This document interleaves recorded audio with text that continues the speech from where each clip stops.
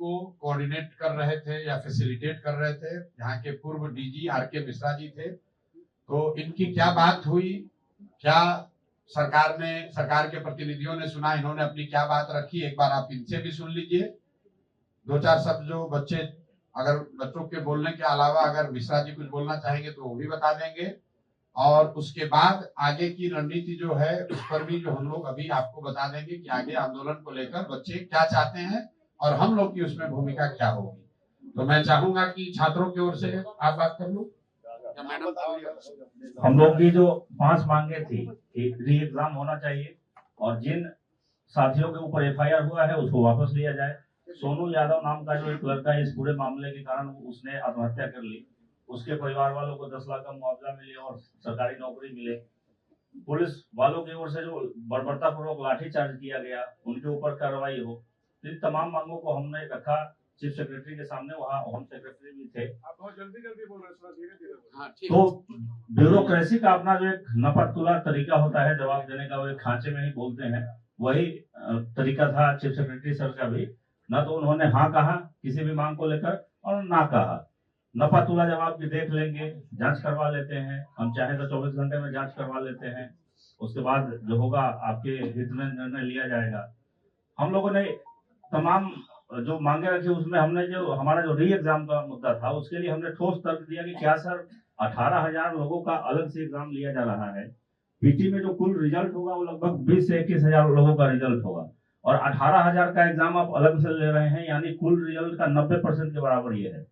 और नॉर्मलाइजेशन आयोग कह चुका है कि नॉर्मलाइजेशन नहीं होगा, यानी 2 अलग अलग डेट पर आप एग्जाम ले रहे हैं और नॉर्मलाइजेशन नहीं करेंगे तो फिर ये इनजस्टिस होगा किसी ना किसी, या तो 13 दिसंबर को जो एग्जाम हुआ उनके साथ इनजस्टिस होगा या 4 जनवरी वाले के साथ इनजस्टिस होगा।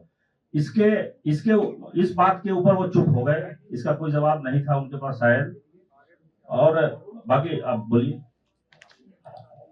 देखिए, जो भी मुद्दा जांच का विषय था उसके इतर री एग्जाम कराने के लिए बस एक ही चीज काफी है, एक ही लॉजिक काफी है। उसी पे मेरा फोर्स था कि एक ये लॉजिक जो 18,000 बच्चों को सेम पोस्ट के लिए सेम नोटिफिकेशन के द्वारा अलग अलग एग्जाम फेस करना पड़ेगा, ये किसी के लिए भी भारी हो सकता है, उन 18,000 के लिए भी या फिर ये 4 लाख के लिए भी।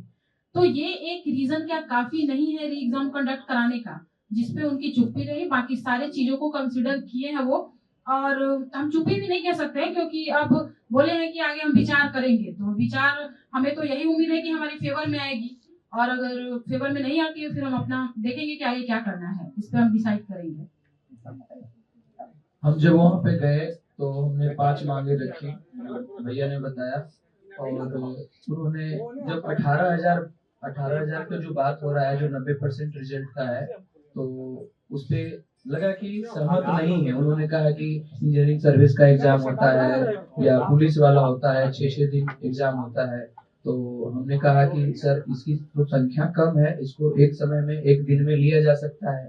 तो उन्होंने 66वीं का तर्क दिया कि 66 में औरंगाबाद में ऐसा हुआ था, तो हमने एक सेंटर का लिया। फिर हमने बोला ये 33 सेंटर के बराबर है। तब जब देखे कि संतुष्ट वो नहीं दिख रहे, मतलब हमारे लिए सकारात्मक नहीं लग रहा है, तब हमने कुछ एलिगेशन उन पे लगाना शुरू किया। जो बच्चों का अनुभव के आधार पे एग्जामिनेशन में जो उनका अनुभव था, किसी रूम में, किसी सेंटर में, कोई ने सेंटर कोड डाला, क्या क्या, एक हमने सीट दिया जिसपे 28 सेंटर में अनियमितता हुई थी, तो हमने डाला। तो उन्होंने कहा कि ये तो 24 घंटे में हम इस पे जांच कर सकते हैं सीसीटीवी मंगा करके। एक ट्विटर पे वायरल हो रहा था, सोनू राज नाम का लड़का, वो क्वेश्चन वायरल उस पे था, मतलब 1 बजे 13 दिसंबर 2024 को हमने उसे भी रखा। ईओयू को एक लड़का जो है वही ट्विटर वाला 8 PM में, मतलब उसी दिन 8 बजे, उसी 1 बजे वाला जो है वो डाला, हमने वो भी उनको हार्ड कॉपी में दिया। उन्होंने कहा कि अगर कोई भी इसमें से सत्य पाया जाता है तो इस पे हम एक्शन लेंगे। तो यही हुआ, बाकी नपातुला था। फिर हमने सीएम से डिमांड की कि महोदय आपका तो लिमिटेशंस है, जितना भी ब्यूरोक्रेटिक मतलब जो लिमिटेशंस होते हैं, तो हम चाहते हैं कि हमारा जो डेलीगेशन है वो सीएम से भी मिलने का मौका मिले, ताकि उनको हम ये बातें अपने ओर से रख सकें। तो उन्होंने इस पर जवाब दिया कि कोशिश करेंगे, मैंने बाकी नपीतुली है, कुछ स्पष्ट नहीं है। मुख्य मुद्दा में एक मुद्दा ये भी था कि जिन साथियों पे FIR हुआ है उसको वापस लिया जाए, क्योंकि हम लोग अब पढ़ाई करेंगे कि जाके कोर्ट में लड़ाई करेंगे। हम लोग रोड पे भी लड़ाई करें, कोर्ट में भी लड़ाई करें, तो पढ़ाई कब करेंगे? ये भी एक मुद्दा था। उन्होंने बोला कि हम इस पे विचार करेंगे और उम्मीद है कि जल्द ही कुछ जवाब देंगे।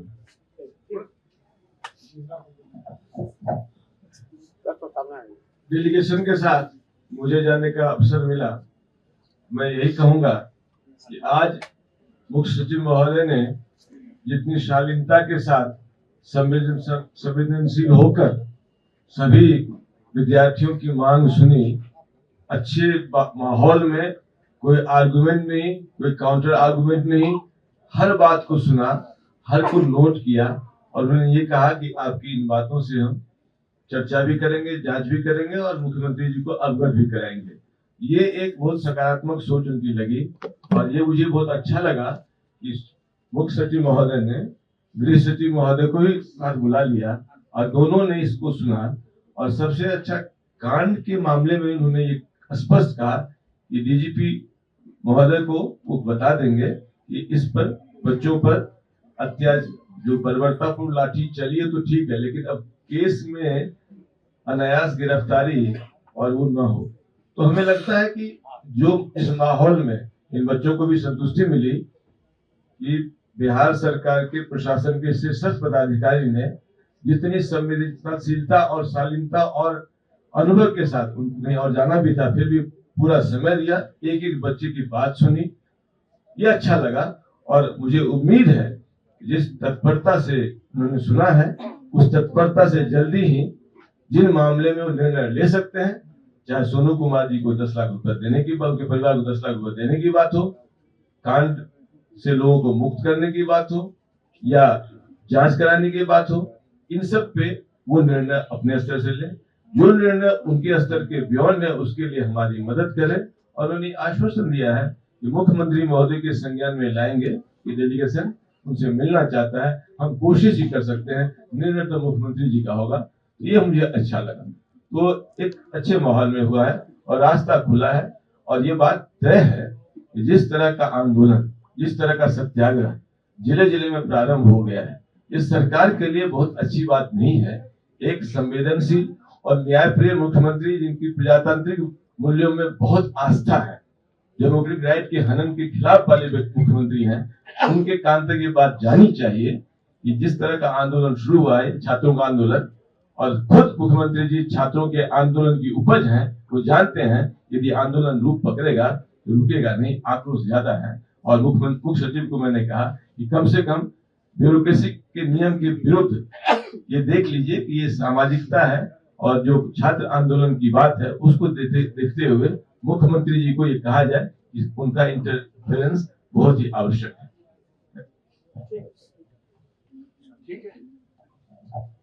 जैसा कि आपको अभी साथियों ने ब्रीफ दिया है, ब्रीफ कर दिया है, छात्र उनसे मिले हैं, हम लोग उनका धन्यवाद कर रहे हैं कि उन्होंने शालीनता से समय निकाला, मिले।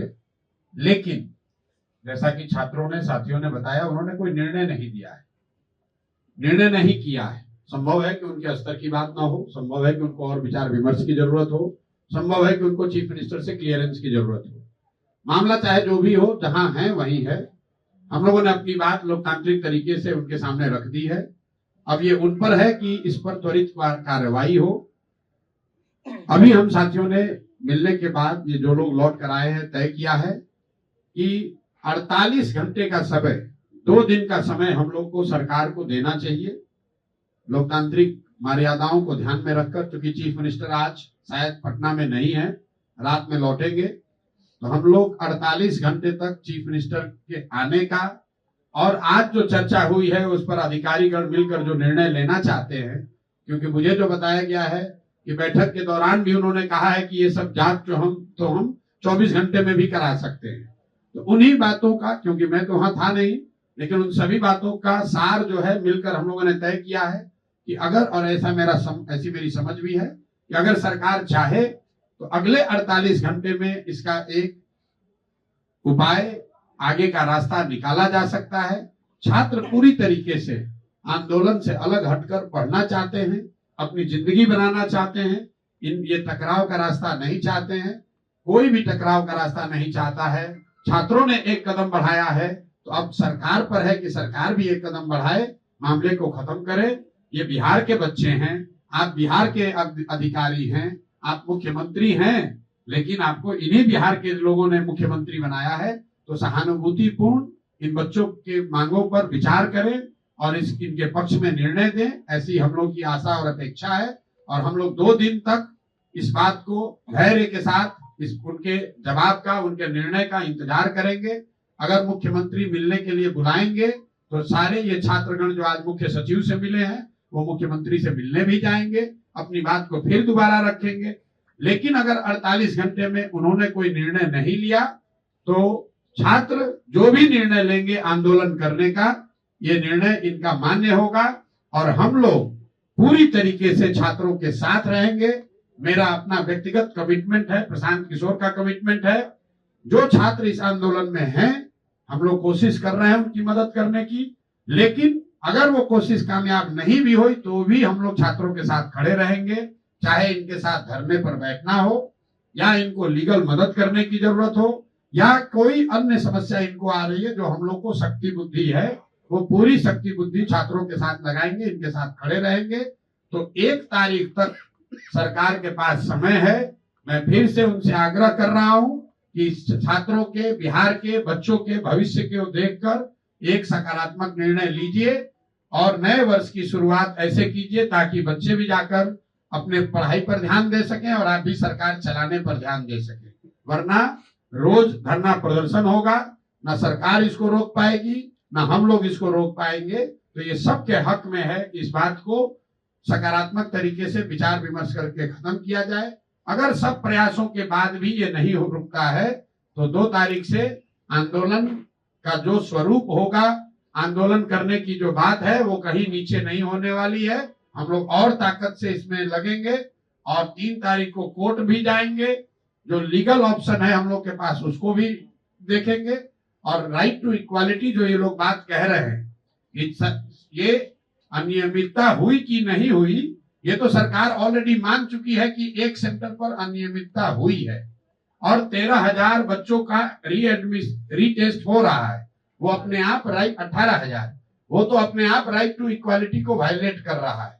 तो उसके आधार पर हम लोग माननीय उच्च न्यायालय में भी जाएंगे, लेकिन ऐसी कोई नौबत न आए, इसलिए मेरा आपसे, आपके द्वारा आग्रह है कि सरकार अगले 48 घंटों में इस पर एक पॉजिटिव निर्णय ले ताकि छात्र अपना काम कर सके, सरकार अपना काम कर सके।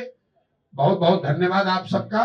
और अभी ये जो छात्र है इनकी सुरक्षा, इनके साथ कोई प्रताड़ना, इनको धमकी, इनको टॉर्चर न किया जाए, ये भी मैं आपसे आह्वान कर रहा हूं आपके द्वारा। जो मुझे बताया गया कि उन्होंने मौखिक तौर पर गृह सचिव को ये कहा है कि आप डीजीपी को ये बता दीजिए कि इन छात्रों को परेशान न किया जाए, इस पर कोई कार्रवाई ऐसी न हो जिससे छात्रों को परेशानी हो। लेकिन ये उनका मौखिक आदेश है, शायद यही दे सकते थे। लेकिन इसके अलग अगर छात्रों को परेशान किया जाएगा तो कोई चुप नहीं बैठने वाला है, पीछे हम लोग हटने वाले नहीं है। वो जो भी लीगल ऑप्शन है, रूल ऑफ लॉ है, उसके अनुरूप उस पर कार्रवाई की जाएगी।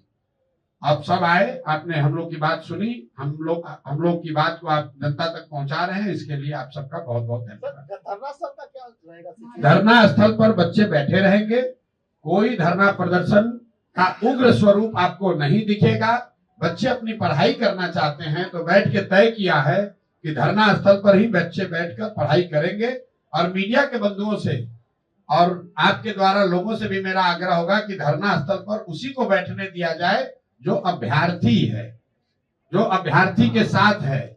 जो अलग अलग नेतागण जाकर वहां बैठ रहे हैं, तो जो इन बच्चों का एक मैं कहूं कि शक है या डर है कि भाई हम लोग जो अभ्यर्थी थे, जो वहां धरने पर बैठे थे, हम लोग की संख्या कम हो गई है और दूसरे लोगों की संख्या ज्यादा हो गई है।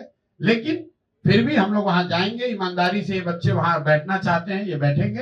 ये 2 दिन की बात है, 2 दिन में हम लोग चाहते हैं सरकार निर्णय ले ले। सरकार निर्णय नहीं लेगी तो आगे की जो कार्रवाई होगी, कहाँ धरना होगा, कहाँ प्रदर्शन होगा, मार्च होगा, क्या होगा, इसकी घोषणा हम लोग 1 तारीख तक सरकार के निर्णय या निर्णय न लेने की स्थिति के बाद ही उस पर निर्णय हम लोग कोई डिसीजन लेंगे।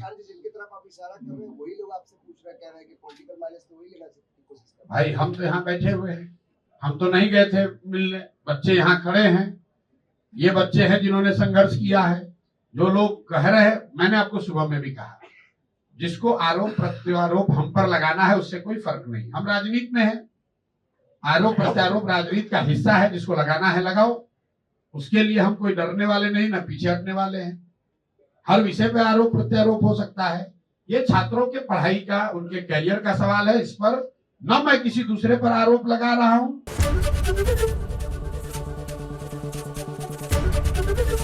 एबीपी गंगा, खबर आपकी, जुबान आपकी।